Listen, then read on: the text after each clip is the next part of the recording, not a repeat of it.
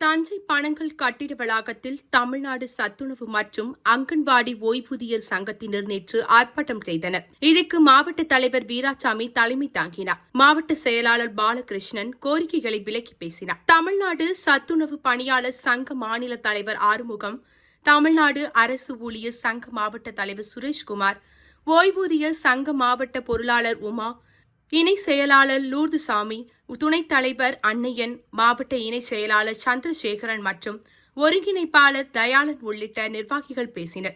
ஆர்ப்பாட்டத்தில் சத்துணவு மற்றும் அங்கன்வாடி ஓய்வூதியர்களுக்கு வருவாய்த்துறையில் பணியாற்றி ஓய்வு பெற்ற கிராம உதவியாளர்களுக்கு வழங்குவதைப் போல் 6,750 ரூபாய் அகவிலைப்படியுடன் வழங்க வேண்டும். மருத்துவ காப்பீடு வழங்க வேண்டும்.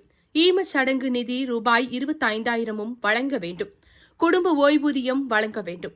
ஓய்வூதியம் பெறும் நாளில் ஒட்டுமொத்த பலன்களையும் வழங்க வேண்டும். தேர்தலின் போது அறிவித்த வாக்குறுதிகளை நிறைவேற்ற வேண்டும் என்பன உள்ளிட்ட பல்வேறு கோரிக்கைகள் வலியுறுத்தப்பட்டன. ஆர்ப்பாட்டத்தில் மாநில செயலாளர் முருகையன் நிறைவு செய்து பேசினார்.